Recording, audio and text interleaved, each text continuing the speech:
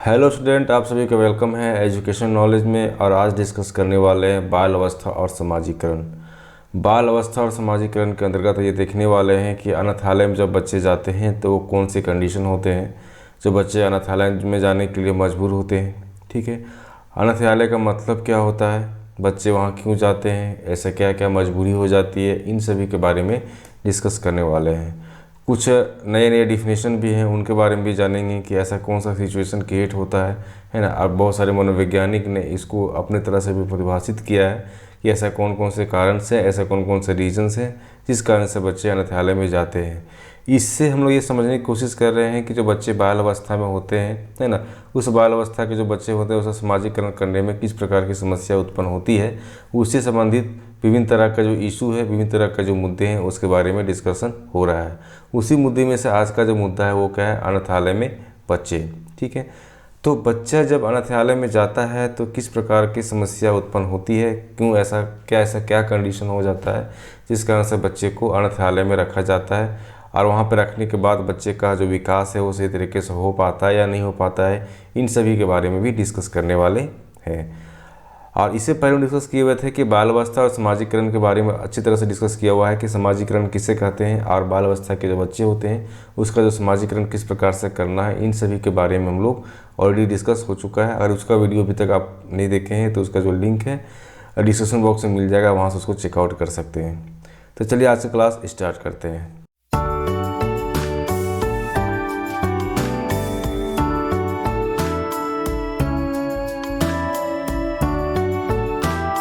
सबसे पहले हम लोग ये समझते हैं कि जो अनाथालय की बात की जा रही है कि अनाथालय में जो बच्चे होते हैं, है ना, वो किस कंडीशन में जाते हैं, ऐसा क्या क्या सिचुएशन क्रिएट होता है, उसी के बारे में हम लोग समझने वाले हैं। तो ये इसका इंट्रोडक्शन पार्ट है ना, कि हम अनाथालय किसे कहेंगे, बच्चे कब जाते हैं, इन सभी के बारे में समझने वाले हैं। इसमें पहला पॉइंट क्या है कि जो बच्चा अपने माता पिता को या दोनों में से किसी एक को खो देता है, मतलब ये है कि जो बच्चा है अपने माता पिता हो गया दोनों में से किसी एक को भी खो देता है, तो उस कंडीशन में क्या होता है कि वो बच्चा जो है अनाथ है। ठीक है, वो बच्चा क्या है, आपका अनाथ है। बहुत बार अनाथ बच्चे अपने परिवार या विस्तृत परिवार में ही रहते हैं। बहुत ऐसे बच्चे हैं जो अनाथ हो जाते हैं, उसके बाद भी क्या होते हैं कि अपना रिलेशन के यहाँ जो हुआ, फूआ के यहाँ हो गया, अंकल के यहाँ हो गया, है ना, मामा जी के यहाँ हो गया, इस प्रकार से भी बच्चे रहते हैं, लेकिन वो भी क्या है, बच्चा आपका अनाथ ही कहलाएगा। ठीक है, तो अनाथ कहने का मतलब ये होता है कि वैसा बच्चा जिसका माता पिता में से कोई भी एक अगर खो देते हैं, मतलब या तो माँ का डेथ हो जा रहा है या फिर पिता का डेथ हो जा रहा है, तो उस कंडीशन में वो बच्चा क्या कहलाएगा, आपका अनाथ बच्चा कहलाएगा। ठीक है, बहुत सारे ऐसे बच्चे होते हैं जो अपने एक्सटेंडेड फैमिली के साथ ही रहते हैं, जिसके मामा यहाँ, चाचा यहाँ, है ना, उन सभी के बारे में भी डिस्कस करने वाले हैं कि वहाँ पे जाने के बाद बच्चे किस प्रकार से समस्या उत्पन्न होती है। ठीक है, नेक्स्ट पॉइंट क्या है कि वैश्विक स्तर पर लगभग 153 मिलियन बच्चे ऐसे हैं जिन्होंने माता या पिता में से किसी एक को खो दिया है। एक रिकॉर्ड है। ठीक है, वर्ल्ड लेवल पे बात की जा रही है कि वर्ल्ड लेवल पर लगभग 153 मिलियन बच्चे जो हैं ऐसे हैं जिनका क्या है कि माता या पिता में से कोई एक जो है सदस्य जो है ना, वो क्या दिए, खो दिए हैं। ठीक है, और 178 मिलियन बच्चे को माता पिता दोनों ही नहीं प्राप्त है। ठीक है, मतलब 178 कितना बड़ा नंबर से समझ सकते हैं। ऐसे बच्चे जो है जिनमें से माता पिता ही प्राप्त नहीं है, मतलब कि उसकी माँ और पिता दोनों का डेथ हो चुका है। इस तरह के कंडीशन भी देखने को मिलता है। अब नेक्स्ट पॉइंट आपका क्या है, यूनिसेफ, इनके अनुसार कहा गया है कि पूरे विश्व में 2.2 मिलियन, पूरे विश्व की बात की जा रही है, पूरे विश्व में 2.2 मिलियन बच्चे अनाथालय में रहते हैं। ठीक है, मतलब ये एक रिकॉर्ड है। रिकॉर्ड का मतलब है कि एक डाटा है, वो डाटा क्या है, शो कर रहा है कि पूरे वर्ल्ड की बात करते हैं तो पूरे वर्ल्ड में 2.2 मिलियन जो है बच्चे जो है अनाथालय में अपना समय बिताते हैं या अपना जीवन बिताते हैं। ये बहुत बड़ा नंबर से आप समझ सकते हैं कि अभी के समय में आप बात करते हैं कि ऐसे बच्चे जिसकी माँ या पिता नहीं है, उस कंडीशन में वो सारे बच्चे जो है अनाथालय में रह रहे हैं। ये बहुत बड़ा अमाउंट है। अब ये जानते हैं कि जो बच्चे हैं जो अनाथालय जाते हैं, विभिन्न तरह के अनाथालय में जाते हैं, उसके क्या कारण हो सकते हैं, ऐसा कौन कौन रीज़न हो सकता है जिस कारण से क्या होते हैं कि बच्चे अनाथालय में जाने के लिए मजबूर हो जाते हैं। तो पहला पॉइंट क्या है आपका, गरीबी। पहला पॉइंट क्या है, गरीबी, है ना, पॉवर्टी की बात करते हैं, निर्धनता की बात करते हैं। तो जो निर्धनता है एक बहुत बड़ा कारण होता है कि बच्चों को अनाथालय में जाना पड़ता है।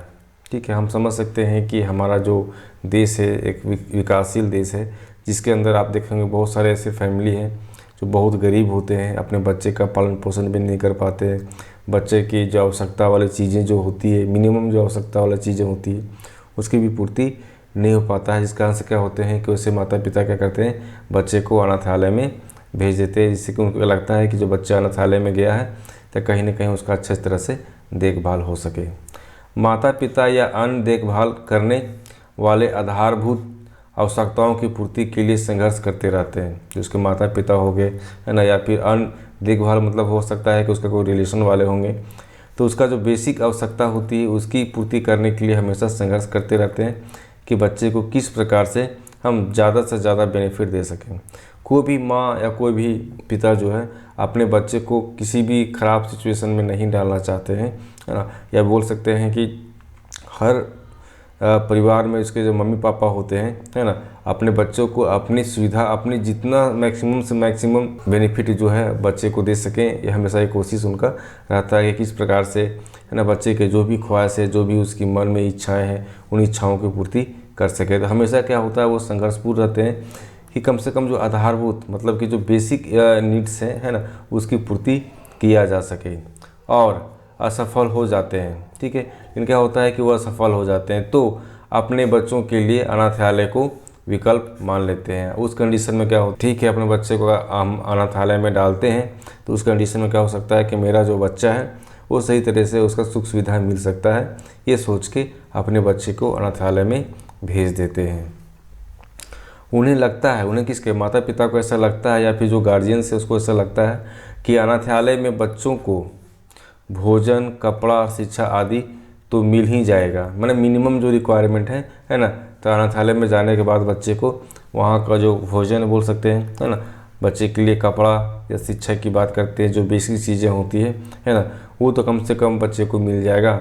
हम तो वो भी उसको सुविधा नहीं दे पा रहे हैं कि 3 टाइम का भोजन नहीं दे पा रहे हैं, कपड़ा बच्चे के लिए कपड़ा नहीं दे पा रहे हैं, बच्चे को शिक्षित नहीं कर पा रहे हैं, स्कूल नहीं भेज पा रहे हैं, है ना। तो इस तरह के बहुत सारी मजबूरी होती है। उन मजबूरी के कारण क्या होता है कि बच्चे जो है को अनाथालय में भेज दिया जाता है। ठीक है, नेक्स्ट पॉइंट क्या है, हिम्मत बढ़ाना। कहने का मतलब ये है कि जब माता पिता या फिर समुदाय के बहुत से लोग सोचते हैं कि अनाथालय बच्चे के लिए लाभदायक संस्था है, ठीक है, तो बहुत सारे ऐसे बच्चे बहुत सारे ऐसे परिवार होते हैं या बहुत सारे ऐसे समुदाय के लोग होते हैं और उनको ऐसा लगता है कि जो अनाथालय है वो बच्चे के लिए बहुत ज़्यादा लाभदायक संस्था है ना। बच्चे को अगर अनाथालय में डाला जाएगा तो उसकी जितनी भी आवश्यकता है ना, उसकी पूर्ति की जा सकती है।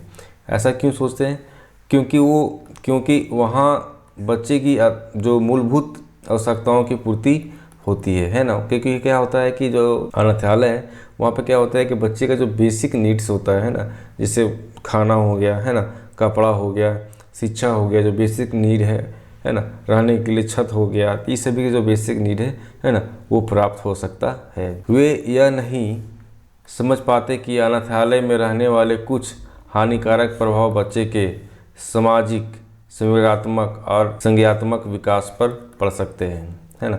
कभी भी गार्जियन या फिर कोई माता पिता हो गए या समुदाय के कोई लोग हो गए, है ना, कभी ये समझ नहीं पाते हैं कि हो सकता है कि बच्चे को अनाथालय में अगर भेजा जा रहा है तो कोई ऐसा कोई गारंटी नहीं है कि बच्चे का वहाँ जो भी चीज़ें हैं वो चीज़ें उसके लिए लाभप्रद हो सकता है। कुछ ऐसे भी फैक्टर हो, है ना, जो कहीं ना कहीं उसको डैमेज कर सकता है या फिर उसको हानि पहुँचा सकता है। तो विभिन्न तरह से मुद्दे होते हैं। हो सकता है कि बच्चा जिस अनाथालय में रह रहा है ना, वहाँ पर का जो सोसाइटी है वो अच्छा ना हो, है ना, अपने इमोशन पर ज़्यादा कंट्रोल ना हो, बहुत ज़्यादा हिंसक इन्वायरमेंट हो, है ना, अपने जो संज्ञात्मक विकास की बात की जाती है ना, मनोवृत्ति की बात की जाती है, उसके विकास भी सही तरीके से ना हो सके। इस तरह की चीज़ें भी क्या होते हैं कि गार्जियन जो है वो समझ नहीं पाते हैं या फिर उसके बारे में ज़्यादा सोचते नहीं हैं। वो सिर्फ क्या करते हैं, बच्चे को अनाथालय में भेज देते हैं। इसी में नेक्स्ट पॉइंट क्या आता है कि कुछ क्षेत्रों में, विभिन्न तरह क्षेत्र होते हैं, कुछ क्षेत्रों में मिशनरी, सामाजिक कार्यकर्ता और अनाथालय स्टाफ गरीब माता पिता को प्रोत्साहित करते हैं कि वे अपने बच्चे को अनाथालय में भेजें। ठीक है, तो कुछ ऐसे भी क्षेत्र होते हैं, कुछ ऐसे भी एरिया होते हैं जहाँ पे क्या होता है कि उसके जो माता पिता होते हैं उसको मोटिवेट किया जाता है कि अपने बच्चे को जो है आप अनाथालय में भेजिए, है ना, जिससे क्या हो वो बच्चे का भरण पोषण अच्छी तरह से हो पाए, है ना, उसको अच्छा शिक्षा मिल पाए। इस तरह की भी चीज़ें होती है जिससे कि बच्चे का जो विकास हो सही तरीके से हो सके। अपंगता, ठीक है, तो बहुत सारे ऐसे बच्चे हैं जो अपंग होते हैं, डिसेबिलिटी होती है उसके अंदर, है ना, हो सकता है फिजिकली रूप से कहीं ना कहीं उसमें कुछ कमी देखने को मिलती है। तो उस बच्चे की बात की जा रही है कि यूरोप, जो पूर्वी यूरोप और मध्य यूरोप के जो बच्चे होते हैं, लगभग 1/3 जो बच्चे हैं वो अपंग होते हैं, जो उसको अनाथालय में भेज दिया जाता है, फिर वहाँ रहना पड़ता है। तो अपंग बच्चों को परिवार उचित सेवा प्रदान नहीं बोल सकते हैं समर्थ होते हैं। इस कारण से भी क्या होते हैं कि बच्चे को अनाथालय में भेजा जाता है कि जिससे कि अनाथालय में उसको सुख सुविधा मिल सके, ठीक है। तो कुछ सांस्कृतिक विश्वासों, जैसे कुछ सांस्कृतिक विश्वासों की बात की जा रही है, मतलब अंधविश्वास की बात की जा रही है ना, कुछ भेदभाव की बात की जा रही है। तो इस तरह के जो लोगों के अंदर जो भेदभाव की बात होती है, अंधविश्वास की बात होती है ना, इस कारण से क्या होते हैं कि परिवार वाले जो है, जो अपंग बच्चे होते हैं उसको अनाथालय में भेज जाता है, उसको बिल्कुल अपने से अलग कर दिया जाता है, जो कहीं न कहीं बच्चे का शारीरिक, मानसिक और संवेग में प्रभाव डालता है। और क्या रीजन हो सकता है? चौथा नंबर पॉइंट में देखिए, प्रताड़ना या लगातार अनदेखी, ठीक है, एब्यूज या फिर क्रोनिक नेगलेक्ट की बात की जाती है, ठीक है। तो अक्सर जो है शराब या अन्य तरह के लत वाले जो लोग होते हैं अपने बच्चों के साथ मारपीट करना, गाली गलौज करते हैं, ठीक है, जिस कारण से क्या होता है कि बच्चे के अंदर बहुत सारी नेगेटिव भावना पैदा होने लगती है, हानिकारक प्रभाव देखने को मिलता है। उनकी देख रेख नहीं करते हैं क्योंकि वो तो खुद क्या है कि एक शराबी है, ठीक है, एक ऐसा है जो हमेशा शराब पी के आता है, घर में मारपीट करता है, बच्चे को मारता है, अपने घर के और लोगों को मारता है। तो उस घर का माहौल समझ सकते हैं कितना ख़राब है ना। तो उस सिचुएशन में जब बच्चे जो होते हैं वहाँ पर रहना पसंद नहीं करते हैं, उस लोगों के साथ रहना पसंद नहीं करते, क्योंकि डेली क्या आ रहा है कि वो शराब पी के आ रहा है, उसे मारपीट कर रहा है, गाली गलौज कर रहा है। तो ये चीज़ जो है एक परिवार का जो माहौल है वो ख़राब होता है, तो कहीं ना कहीं क्या होता है बच्चे को प्रभावित करता है। कुछ ऐसे लोग भी लेते हैं जिनके यहाँ बच्चे घरेलू काम करते हैं और वे लोग बच्चों को प्रताड़ित भी करते हैं। तो बात ऐसे है, कुछ ऐसे भी लोग होते हैं जो क्या करते हैं कि बच्चे को घरेलू काम के लिए रखते हैं, लेकिन जब घरेलू काम के लिए बच्चे को रखा जाता है तो वहाँ पर भी क्या होता है कि बच्चे के साथ दुर्व्यवहार होता है, उसको बहुत ज़्यादा प्रताड़ित किया जाता है विभिन्न तरह की चीज़ों से, है ना। उसे बोल सकते हैं कि मानसिक और शारीरिक रूप से बहुत ज़्यादा प्रताड़ित किया जाता है। नेक्स्ट पॉइंट क्या है इसी में, कि ऐसे बच्चे घर से भाग जाते हैं और सड़कों पर रहना शुरू कर देते हैं, तो समाज सेवी संस्था या फिर अन्य लोग जो हस्तक्षेप कर इन बच्चों को अनाथालय में शरण दिलवाते हैं, ठीक है। तो बहुत ऐसे बच्चे होते हैं जो इस तरह के कंडीशन में आ जाते हैं, तो क्या होते हैं घर से भाग के या फिर सड़क पर कहीं रहने लगा, है ना, छोटा सा जगह पे। तो उस कंडीशन में क्या होता है, जो समाज सेविक होते हैं, है ना, जो समाज सेवी संस्था होती है, तो उस संस्था क्या करते हैं, इस बच्चे को, है ना, अनाथालय में शरण देते हैं और वहाँ पे क्या होता है बच्चे का पालन पोषण किया जाता है। जिन बच्चों के माता पिता नहीं होते, परिवार के अन्य लोग लगातार उनकी अनदेखी करते रहते हैं। तो आप समझ सकते हैं कि जिस बच्चे का माता पिता नहीं है तो उसका जो और भी परिवार वाले लोग होते हैं, है ना, उसके जो रिलेशन वाले लोग होते हैं, तो उस बच्चों को ज़्यादा अहमियत नहीं देते हैं, है ना। वो समझते हैं कि ये बच्चा है हमारे लिए बोझ है ना, इसका पढ़ाई लिखाई हम कैसे करेंगे, या विभिन्न तरह की चीज़ें जो होती है ना कहीं उस व्यक्ति को ऐसा लगता है कि ये बच्चा जो है हमारे लायक नहीं है, मेरे लिए एक बोझ की तरह काम कर रहा है। तो उसको क्या करते हैं, अनदेखा करते हैं, ठीक है। जब बच्चे को अनदेखा करते हैं तो उस कंडीशन में क्या होता है कि वैसे भी बच्चे जो होते हैं अनाथालय में भेज दिया जाता है, जो बड़ी संख्या में देखने को मिलता है। वहीं पॉइंट नंबर 5 में आते हैं हम लोग, प्राकृतिक आपदा। हम समझते हैं कि हमारे जो भारतवर्ष में विभिन्न तरह के प्राकृतिक आपदा होते रहते हैं, तो उस कारण से बच्चे भी क्या होते हैं कि अपने माता पिता से अलग हो जाते हैं, अपने रिलेशन वाले से अलग हो जाते हैं। तो उस कारण से क्या होते हैं कि बच्चे धीरे धीरे क्या होता है कि खोने के कारण वो क्या होते हैं कि बच्चे को अनाथालय भेज दिया जाता है, ठीक है। भूकंप हो गया, तूफान हो गया, विभिन्न तरह के प्राकृतिक आपदाएं के कारण से क्या होते हैं माता पिता से अलग हो जाते हैं और ऐसे बच्चे को अनाथालय भेज दिया जाता है। प्राकृतिक आपदाओं के प्रकोप से लोगों को लोगों का सब कुछ, जैसे घर हो गया है ना, सेवन हो गया, व्यवसाय हो गया, सब कुछ क्या होता है, नष्ट हो जाता है, जिस कारण से है ना उसे मजबूरी में क्या होता है कि बच्चे को अनाथालय भेजा जाता है। अगर वहीं बात करते हैं कि वे अपने बच्चों को भोजन, वस्त्र, इलाज व्यवस्था, शिक्षा व्यवस्था उपलब्ध कराने में असमर्थ हो जाते हैं, ऐसे कंडीशन में क्या होते हैं कि बच्चे को अनाथालय में शरण देना पड़ता है। परंतु ऐसे बच्चे थोड़े समय के लिए अनाथालय में रहते हैं, जब उनके माता पिता पूर्णवास मतलब फिर से अच्छे सिचुएशन में आ जाते हैं तो बच्चे को है ना उसके माता पिता के पास भेज दिया जाता है या फिर लौटा दिया जाता है। ठीक है, तो ये सारे कंडीशन हैं जिस कंडीशन से क्या होते हैं कि बच्चे को अनाथालय जाना पड़ता है। अब डिस्कस करने वाले हैं कि ठीक है, जब बच्चे अनाथालय में चले गए है ना, तो बच्चों का जो विकास कैसे होगा, उस बालकों का विकास कैसे होगा, उसके बारे में समझते हैं कि अनाथालय का जो है कैसा माहौल होता है, उसका परिवेश किस प्रकार से होता है, उसका जो इन्वायरमेंट किस प्रकार से होता है, बच्चा वहाँ किस प्रकार से रहता है, इन सभी के बारे में हम लोग डिस्कस करने वाले हैं। तो पहला पॉइंट क्या है कि अनाथालयों में बच्चों की चाहे जितनी देखभाल हो, परंतु वे परिवार की जगह नहीं ले सकते। इसलिए यह माना जाता है कि पुनर्वास कारणों से थोड़े समय तक बच्चों को अनाथालय में रखकर वापस उनको उसके परिवार में पहुंचाने की व्यवस्था करनी चाहिए। ठीक है, अब बात ऐसी जा रही है कि ठीक है, अनाथालय की बात करते हैं तो बच्चे को अनाथालय में भेज देते हैं, लेकिन ऐसा कहा जाता है कि जिस प्रकार से एक बच्चा का जो पालन पोषण की बात की जा रही है ना, वो जितना अच्छा है कि उसके माता पिता करेंगे, जितना अच्छा उसके परिवार वाले करेंगे, उतना अच्छा अनाथालय में नहीं हो सकता है। ठीक है, क्योंकि कहीं ना कहीं आप जितना भी अनाथालय में जितना भी सुख सुविधा दे दें है ना, लेकिन बच्चे के अंदर जो भाव होती है माता पिता के प्रति, अपने परिवार के प्रति, वो भाव कहीं ना कहीं उसको कमी खलती है। ठीक है, तो इस कारण से क्या होता है कि बच्चे ठीक है कुछ समय के लिए अगर अनाथालय भेजा जा रहा है तो उससे कोई दिक्कत नहीं है, लेकिन फिर उसे जो है ना अपने जो माता पिता है, उसके परिवार है जो उसके, वहाँ उसको फिर से पहुँचा देना चाहिए, जिससे कि बच्चे का पालन पोषण सही तरीके से हो सके। नेक्स्ट क्या है इसी में कि आप देखने वाले हैं कि बच्चे का जो विकास होता है वो निम्न प्रकार के जो दृष्टिकोण है देखने को मिलता है। जैसे क्या है कि अनाथालय की योजनाओं का उचित कार्यान्वयन नहीं होता। ठीक है, बच्चों को परिवार समुदाय से अंतःक्रिया के बहुत सीमित अवसर मिलते हैं, जिससे बच्चों का पुनरीकरण बाधित होता है। अब बात की जा रही है कि ठीक है अनाथालय में विभिन्न तरह की योजनाएं आती है ना, लेकिन क्या होता है कि अनाथालय में जो योजनाएं आती है पूर्ण रूप से कार्य नहीं करता है ना। अनाथालय में जिस प्रकार का सुख सुविधा दी जाती है बच्चे के लिए है ना, वो पूर्ण रूप से क्या होता है काम नहीं करता है। जितने प्रकार के बेड होना चाहिए, जितने प्रकार के खाना होना चाहिए, शिक्षा स्तर की बात की जाती है ना, बच्चे की जो ज़रूरत की चीज़ें हैं उन सभी चीज़ों का है ना गवर्नमेंट क्या करती है, उन सभी चीज़ों को देती तो है, लेकिन क्या होता है कि ये जो अनाथालय के जो लोग होते हैं है ना, जो नए नए योजनाएँ होती है उसको पूर्ण रूप से कार्यान्वयन नहीं कर पाते हैं। इस कारण से क्या होता है कि कहीं ना कहीं एक जो बच्चे का जितनी भी उसके विकास में जितनी तरह के आवश्यकताएँ होती है तो उन सभी आवश्यकताओं की पूर्ति नहीं हो पाता है, तो एक सीमित तक ही रह जाता है, बहुत सारे सीमित ही रहते हैं, सीमित अवसर ही मिल पाता है। नेक्स्ट पॉइंट क्या है आपका कि बच्चों के अधिकारों का उल्लंघन अक्सर अनाथालय में देखने को मिलता है। मतलब बच्चे का जो फ्रीडम है, बच्चे का जो अधिकार है, हमेशा क्या होता है उसका उल्लंघन होता है ना, ये हमेशा अनाथालय में देखने को मिलता है, विभिन्न तरह के अनाथालयों में देखने को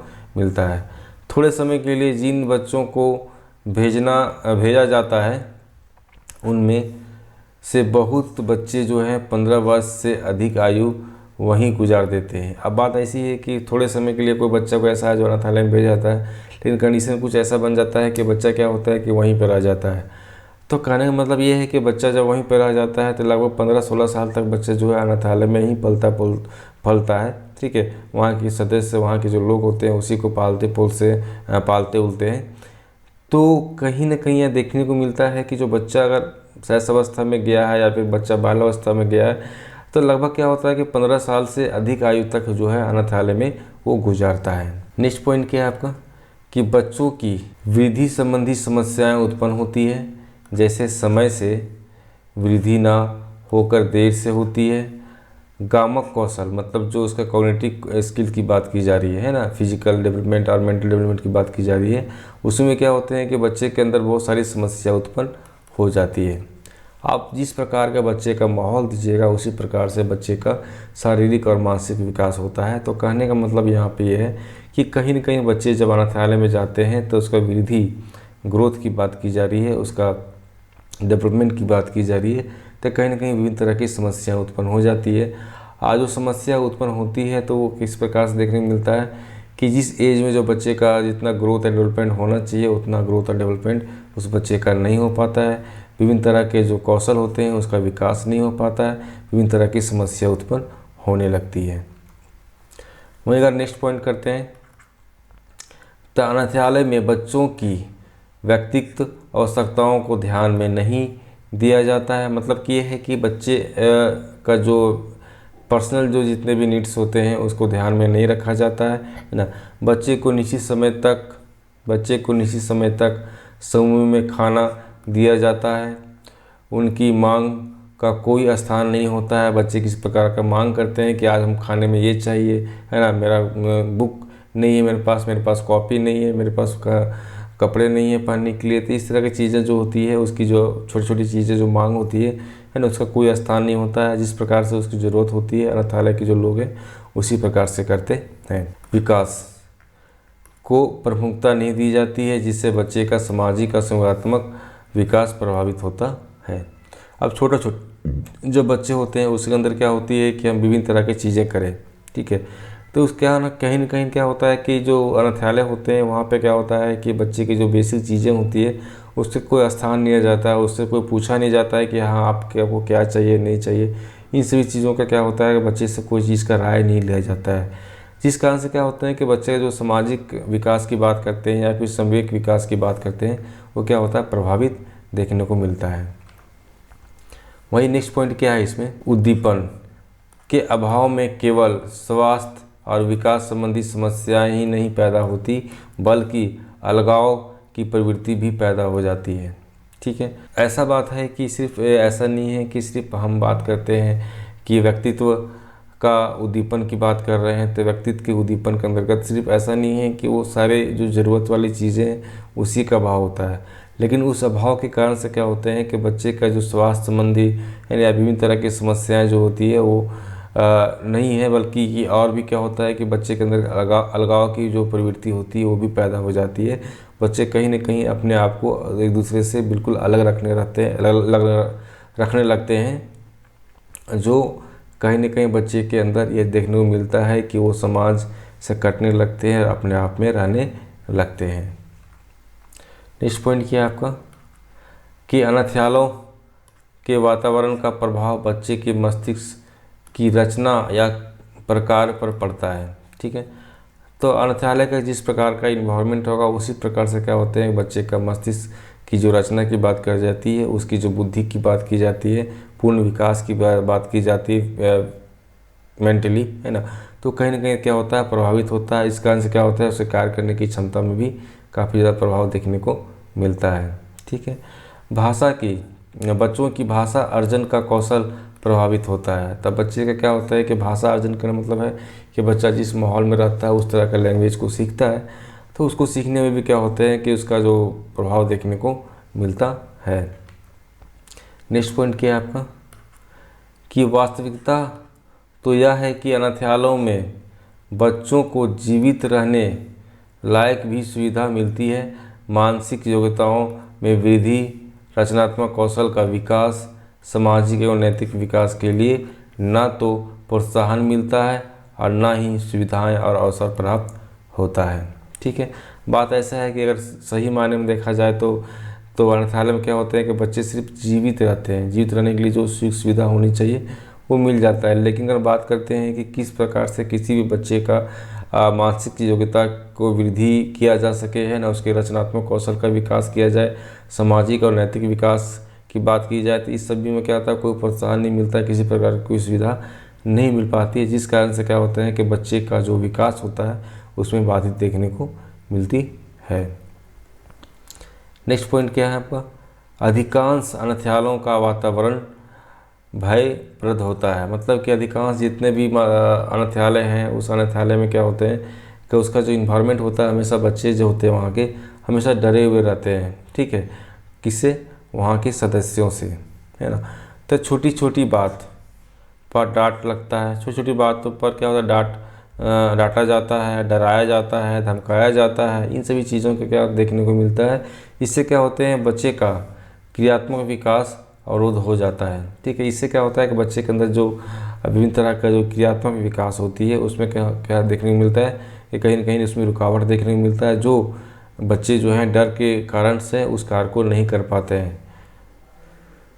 भयभीत और सहमे बच्चे किसी कार्य को ठीक प्रकार से नहीं कर पाते हैं। ठीक है, अब सिंपल सी बात है, जो बच्चा डरा हुआ है, किसी से सहमा हुआ है, तो वो बच्चे क्या होते हैं कि सही तरीके से किसी भी कार्य को नहीं कर पाते हैं। पॉइंट नंबर 8 में डिस्कस करते हैं हम लोग कि विश्व स्तरीय एक सर्वे से यह निष्कर्ष निकाला गया है कि बहुत से अनाथालयों में बच्चों को हिंसा और शोषण का शिकार होना पड़ता है। एक सर्वे है जो विश्व स्तर पर निकाला गया था, तो उसमें जो निष्कर्ष निकल के ये आया कि बहुत ऐसे अनाथालय हैं जहाँ पर क्या होता है कि बच्चों के साथ बहुत ज़्यादा हिंसा रूप होता है और शोषण को भी किया जाता है, जिस कारण से क्या होता है कि बच्चे को बहुत सारी समस्याओं का सामना करना पड़ता है। ठीक है, बहुत सारे ऐसे बच्चे हैं जो मजदूरी करवाई जाती है, जिससे कारण से क्या होता है कि बच्चे के अंदर बहुत सारे नेगेटिव भावना पैदा होने लगती है ना, जो कहीं ना कहीं सोसाइटी के लिए एक अच्छी बोल सकते हैं कि अच्छा तरीका नहीं है, जो बच्चे को इस तरह का समस्या को सामना करना पड़ता है। यहाँ तक कि बच्चे के साथ में यौन शोषण का भी मामला देखने को मिलता है। तो आप सोच सकते हैं कि जब विश्व स्तर पर जब सर्वे किया गया था, तो इसका जो निष्कर्ष है वो कितना ज़्यादा डरावना है। पहला चीज़ क्या है कि बच्चे के साथ बहुत ज़्यादा हिंसा होता है, शोषण किया जाता है ना, उससे मजदूरी की जाती है ना, उसका यौन शोषण भी होता है। तो इस तरह की चीज़ें जो है बच्चे के अंदर कहीं ना कहीं बहुत ज़्यादा नेगेटिव भावना देखने को मिलती है। अब ये डिस्कस करने वाले हैं कि इस तरह के जो बच्चे होते हैं, जो बच्चे अनाथालय में होते हैं, है ना, तो बहुत सारे ऐसे बच्चे होते हैं जो विद्यालय नहीं जा पाते हैं। तो नहीं जाने का क्या क्या ऐसा रीज़न होता है जो बच्चे विद्यालय तक नहीं पहुंच पाते हैं, उसके बारे में डिस्कस करते हैं। ऑल इंडिया एजुकेशन सर्वे 2002 के अनुसार क्या कहा गया है कि भारत की बात की जा रही है, इंडिया की बात की जा रही है कि 6 से लेकर 14 वर्ष की आयु लगभग 50% से कम बच्चे जो हैं स्कूल जाते हैं। ठीक है, एक सर्वे के अनुसार 2002 में सर्वे किया गया था, ऑल इंडिया एजुकेशन सर्वे, जिसके अंतर्गत ये देखने को मिला है कि जो बच्चा का जो एज है वो 6 से लेकर 14 साल के जो बच्चे होते हैं, वो सभी बच्चे जो हैं उसका अनुपात की बात की जा रही है कि 50% जो है ना, परसेंटेज की बात आ रही है। जितना बच्चे हैं उस एज में, उसमें 50% जो बच्चे हैं, है ना, वो स्कूल ले जाते ही नहीं हैं। ठीक है, वो स्कूल तक पहुंच ही नहीं पाते हैं। कक्षा 1 में जो बच्चा नामांकित होते हैं, उनमें से 1/3 से कुछ अधिक बच्चे कक्षा तक पहुंच पाते हैं। ठीक है, कहने मतलब ये है कि कक्षा 1 मतलब कि जो बच्चा जो है, मान लीजिए 1 क्लास में या 2 क्लास में इसका एडमिशन हुआ, है ना, तो उसमें से 1/3 जो बच्चे हैं वही क्या होते हैं कि उच्च स्तर तक, है ना, उच्च स्तर तक क्या होते हैं कि बच्चा वह शिक्षा प्राप्त कर पाता है। अगर वहीं बात करते हैं नेक्स्ट पॉइंट में, तो कम से कम 30 मिलियन बच्चे जो हैं 6 से लेकर 14 साल के जो आयु के जो बच्चे हैं, लगभग कितने 30 मिलियन बच्चे हैं जो स्कूल नहीं जाते हैं। ठीक है, और 53% जो लड़कियां हैं, वो जिसका एज कितना बताया जा रहा है कि 5 से लेकर 9 वर्ष के जो आयु के बच्चे हैं, है ना, वो निरक्षर है, मतलब कि वो एजुकेटेड है ही नहीं। ठीक है, कितना बताया जा रहा है, 5 से लेकर 9 साल के जो एज के जो बच्ची यहाँ क्या है, बच्ची की बात की जा रही है, लड़कियाँ की बात की जा रही है, जो लगभग 53% जो बच्चे हैं वो क्या करते हैं, साक्षर हैं ही नहीं। ठीक है, निरक्षर हैं, मतलब वो एजुकेटेड है ही नहीं। नेक्स्ट पॉइंट में क्या है कि भारत में केवल 53% रहने के स्थान में ही प्राथमिक स्कूल चलते हैं। तो भारत में लगभग कितना है कि 53%, लगभग 53% मतलब 50% से हल्का सा ऊपर ही है जो है ना, जहाँ बच्चे रहते हैं, जहाँ वो लोग रहते हैं, उसी स्तर पर क्या चलता है, उसका स्कूल का प्रबंधन किया जाता है। ठीक है, उसके स्कूल का निर्माण किया जाता है। बच्चे जो है बाहर में पेड़ के नीचे, है ना, शिक्षा प्राप्त कर रहे हैं, इस तरह के कंडीशन देखने को मिलता है। नेक्स्ट पॉइंट क्या है कि भारत में केवल 20% स्थानों पर माध्यमिक स्कूल है। मतलब बात की जाती है पूरे इंडिया की बात की जा रही है, जिसमें क्या होता है कि 20% जो है स्थानों पर क्या है कि माध्यमिक स्कूल है ना, सेकेंडरी स्कूल की बात की जा रही है जो उपलब्ध है। उच्च प्राथमिक विद्यालय 22% क्षेत्र में रहने के स्थानों से लगभग 3 किलोमीटर दूर है। अब बात की जाती है उस प्राथमिक विद्यालय की बात की जा रही है जहाँ पे बच्चे रहते हैं, जहाँ पे बच्चे को जाना पड़ता है। तो लगभग बोल सकते हैं कि ऐसा ऐसा स्कूल है जो उसके घर से लगभग 3 किलोमीटर दूर पर है, जिस कारण से क्या होता है कि बच्चे स्कूल तक नहीं पहुँच पाते हैं। ठीक है। और लगभग 60% स्कूलों में कक्षा 1 से लेकर 5 तक के लिए 2 से कम अध्यापक हैं। अब बात की जा रही है टीचर्स का, तो लगभग 60% ऐसे स्कूल है जहाँ पे क्या होता है कि लगभग 1 से लेकर 5 तक के जो क्लास हैं है ना, उसमें मात्र क्या है कि आपका 1-2 से भी कम जो है अध्यापक देखने को मिलेगा। मतलब 100 में से 60% जो स्कूल है जिसमें से मात्र एक स्कूल में 2 या 2 से कम टीचर देखने को मिलेगा। और वो क्या है आपका क्लास जो है 1 से लेकर 5 तक की बात की जा रही है। नेक्स्ट पॉइंट क्या है आपका, औसतन प्रति प्राथमिक स्कूल 3 अध्यापकों में से कम अध्यापक हैं।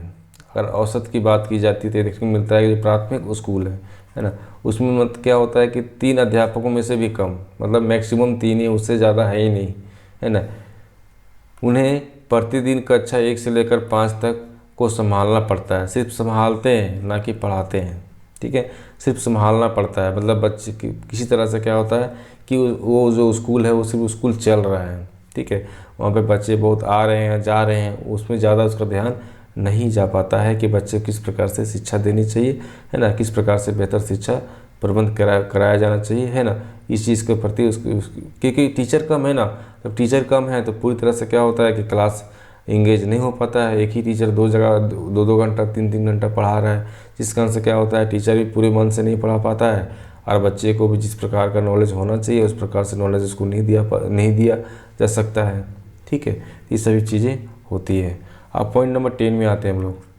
प्रत्येक 4 बच्चों में जो स्कूल छोड़ देते हैं, ठीक है, उससे कहा गया है कि प्रत्येक 4 बच्चों में जो स्कूल छोड़ देते हैं 3 बच्चे निम्न कारणों से क्या होते हैं स्कूल छोड़ते हैं। ठीक है, 4 में से क्या है कि 3 बच्चे ऐसे हैं जो निम्न कारणों से स्कूल छोड़ देते हैं। पहला क्या है कि high cost of private education. अब प्राइवेट एजुकेशन की बात की जा रही है ना, प्राइवेट शिक्षा की बात की जा रही है। तो प्राइवेट जो शिक्षा है अपना प्राइवेट जो एजुकेशन की बात की जा रही है उसमें क्या होता है कि महंगाई बहुत ज़्यादा होता है। तो जो बच्चा गरीब फैमिली से बिलोंग कर रहा है या फिर मिडिल क्लास फैमिली से बिलोंग कर रहा है ना, तो इस स्कूल में जा ही नहीं सकेगा। पहला ये कारण होता है।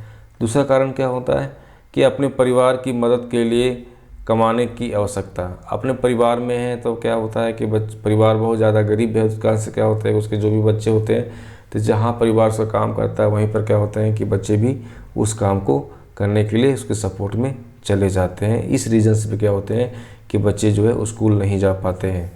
पढ़ने में रुचि की कमी। ठीक है, अब बात इसी की जाती है कि बहुत सारे ऐसे बच्चे होते हैं जो पढ़ना ही नहीं चाहते हैं। क्यों? क्योंकि इतने सारे उसके पास समस्या होती है, उस समस्या का समाधान करे या पढ़ाई करे, इस तरह की कंडीशन भी देखने को मिलता है। नेक्स्ट पॉइंट क्या है आपका कि क्लास अब 3 से लेकर 5 तक की बात की जा रही है। वो बच्चे जो ज़्यादातर स्कूल छोड़ देते हैं। मतलब कि अब बात की जा रही है कि क्लास 3 से लेकर 5 तक के जो बच्चे होते हैं वो क्या होते हैं ज़्यादातर क्या होता है वो स्कूल छोड़ देते हैं, जिनमें से 50% जो है लड़के और 58% जो है लड़कियां होती है। ठीक है, तो यहाँ पे कितना आपका क्लास आपका 3 है से कितना है 3 से लेकर आपका पास कितना है 5 तक के जो बच्चे हैं है ना, वो सब बच्चे क्या है स्कूल छोड़ देते हैं। अब जो छोड़ते हैं तो उसमें ये देखने को मिलता है कि 50% जो है वो लड़के ही होते हैं जो स्कूल छोड़ते हैं और 58% जो है वो लड़कियां होती है जो स्कूल छोड़ देते हैं। ठीक है, नेक्स्ट पॉइंट क्या है कि भारत में 40 में से 1 स्कूल खुले में या तो तंबू के नीचे चलाए जाते हैं। अब बात की जा रही है कि भारत में पूरे इंडिया की बात की जा रही है, जिसमें से क्या होता है कि 40 में से कितना है 1 स्कूल, ठीक है, या तो खुला में चल रहा है या फिर तंबू लगा के नीचे पे पढ़ाया जा रहा है, मतलब कि पूरी तरह से उस स्कूल का जो स्ट्रक्चर वो नहीं मिल पाता है। ठीक है, 40 में से 1। नेक्स्ट पॉइंट कितना है आपका 13। इसमें क्या बताया गया है कि 50% से ज़्यादा लड़कियां का स्कूल में नामांकन ही नहीं हो पाता है। ठीक है, मतलब कि 50% ज़्यादा जो ऐसे लड़कियां हैं जो नामांकन करते ही नहीं हैं, उसका हो ही नहीं पाता है ना। जितना होता है उनमें से बहुत सी लड़कियां 12 वर्ष की उम्र तक स्कूल छोड़ देती है। अब जो भी एडमिशन हो रहा है 50, पहला बात कि 100 में 50% तो एडमिशन ही नहीं हो रहा है, उसका रजिस्ट्रेशन ही नहीं हो रहा है। अब मान रहे हैं 50%, तो 50% में ऐसे बच्चे हैं जो एडमिशन करा तो लेते हैं, है ना, लेकिन क्या होता है कि उसका जब एज 12 साल तक होते होते क्या होता है वो स्कूल को छोड़ देते हैं। ठीक है, चाहे जो भी रीज़न होगा। नेक्स्ट पॉइंट आपका 14 है, 6 से लेकर 18 वर्ष के 50% भारतीय बच्चे जो स्कूल नहीं जाते। ठीक है, अब बात की जा रही है 6 से लेकर 18 साल के जो बच्चे हैं, है ना, उसकी बात की जाए उसमें 50% जो है भारतीय जो बच्चे ऐसे हैं जो स्कूल नहीं जाते, स्कूल जाते ही नहीं हैं। अब ये समझते हैं कि ऐसा कौन सा वजह है। ठीक है, बहुत से ऐसे कारण होते हैं जिस कारण से क्या होता है कि बच्चे जो है विद्यालय नहीं जा पाते हैं, है ना। वो कौन कौन सी चीज़ें हैं वो देखने को मिलेगा। और फिलहाल हम ये समझें कि ऐसा कौन कौन से एज है, इस एज के आधार पर देखने को मिला है कि बहुत सारे बच्चे जो है स्कूल नहीं जाते हैं। ठीक है, नहीं जा पाते, इन सभी के बारे में हम लोग डिस्कस कर चुके हैं। अब ये डिस्कस करना है कि ऐसा कौन सा रीज़न है, ऐसा कौन से कारण है ना, इस कारण से क्या होता है कि बच्चे स्कूल नहीं जा पाते हैं। पहला चीज़ क्या होता है कि माता पिता से अलगाव, मतलब कि माता पिता से बिल्कुल अलग रहते हैं उस सब बच्चे क्या होते हैं स्कूल नहीं जा पाते हैं। आर्थिक तंगी के कारण से क्या होते हैं कि बच्चे स्कूल नहीं जा पाते हैं, अब बाल श्रम करने लगते हैं। मानसिक हीनता या फिर बोल सकते हैं कि मानसिक अस्वस्थता के कारण से क्या होता है कि बच्चे स्कूल जाना पसंद नहीं करते हैं। शारीरिक अस्वस्थता के कारण से भी होती है, या अपंगता के कारण से भी क्या होते हैं कि बच्चे स्कूल तक नहीं पहुंच पाते हैं, है ना। स्कूल का नीरस वातावरण, स्कूल का जो है अच्छा एक इन्वायरमेंट नहीं है, उस कारण से क्या होते हैं कि बच्चे स्कूल नहीं जा पाते हैं। या फिर बोल सकते हैं कि अध्यापक का जो बुरा व्यवहार होता है, बैड बिहेवियर्स देखने को मिलते हैं टीचर्स के, उस कारण से क्या होते हैं कि बच्चे स्कूल जाना पसंद नहीं करते हैं। या फिर हो सकता है कि माता पिता का जो अशिक्षा की बात की जाती है, बहुत सारे ऐसे माता पिता हैं जो अशिक्षित हैं, उस कारण से क्या होता है कि अपने बच्चे को भी, है ना, स्कूल नहीं भेजते हैं। उनको एजुकेशन का मतलब समझ में नहीं आता है तो बच्चे को स्कूल भेजते नहीं हैं। ठीक है, या फिर हो सकता है कि जो उसका जो विद्यालय है, उसका जो स्कूल है, उसके घर से बहुत दूर होगा, इस कारण से भी क्या होते हैं कि बच्चे स्कूल तक नहीं पहुंच पाते हैं। सामाजिक सांस्कृतिक कारक भी हो सकते हैं, जिसमें अनुसूचित जनजाति, अनुसूचित जनजाति या फिर अपवचन की बात होती है, उन सभी कारण से भी क्या होते हैं कि बच्चे स्कूल नहीं जा पाते हैं। ठीक है, शैक्षिक अवसरों का असमानता। ठीक है, अब बात की जाती है शैक्षिक अवसरों की असमानता के कारण से क्या होते हैं कि बच्चे स्कूल नहीं जा पाते। अवसर का मतलब ये है कि बहुत सारे ऐसे कारण हो जाते हैं, इसमें क्या होता है कि शैक्षिक अवसर जो है प्रत्येक बच्चे को नहीं मिल पाता है, उस कारण से क्या होते हैं कि बच्चे स्कूल नहीं जा पाते हैं। शैक्षिक बच्चों के पारिवारिक समस्या, बहुत सारे ऐसे बच्चे हैं जो शैक्षिक बच्चे, मतलब कि जो बच्चे जो शिक्षा प्राप्त कर रहे हैं, लेकिन उसके पारिवारिक समस्या इतने ज़्यादा हो जाती है, इस कारण से क्या होते हैं बच्चे बीच में ही स्कूल छोड़ देते हैं। तो इस सब में क्या होते हैं कि बहुत सारे पहाड़ी क्षेत्र में भी है तो बच्चे क्या होते हैं स्कूल नहीं जाना पसंद करते हैं। तो इस तरह के विभिन्न मुद्दे होते हैं जो देखने को मिलता है कि बच्चे क्या होते हैं स्कूल तक नहीं पहुँच पाते हैं। हस्तांतरण करना मतलब ये है कि जब कोई माता पिता कहीं पर मतलब कहीं काम कर रहे हैं, फिर क्या हुआ 6 महीना बाद फिर कहीं और चले गए, वहाँ काम कर रहे हैं, तो इस तरह से क्या होता है कि बच्चे का बार बार जो स्कूल चेंज होता है, उस कारण से क्या होता है कि बच्चे स्कूल जाना पसंद नहीं करते हैं। परिवार वाला भी उसको भेजने के लिए ज़्यादा इंटरेस्टेड नहीं देखने को मिलता है। ठीक है, हो सकता है युद्ध हो, है ना, विभिन्न तरह के प्राकृतिक आपदाएँ हो सकती है, इन सभी कारण से क्या होते हैं कि बच्चे स्कूल तक नहीं पहुँच पाते हैं। आसपास पढ़ाई के वातावरण का अभाव होने के कारण से क्या होते हैं कि बच्चे ज़्यादा इंटरेस्ट जो है इसके प्रति नहीं लेते हैं। तो ये सभी मुद्दे थे जिस कारण से क्या होता है कि बच्चे जो है स्कूल नहीं जा पाते हैं। अगर हमारे चैनल फर्स्ट टाइम विजिट कर रहे हैं तो इसको सब्सक्राइब कर लें और वीडियो को लाइक करें, अपने फ्रेंड के साथ में ज़्यादा शेयर करें, जिससे कि जो बच्चे बीएड का तैयारी कर रहा है, डीएलएड की तैयारी कर रहे हैं या फिर सीटेट की भी तैयारी कर रहे हैं तो उसको हेल्प मिल सके।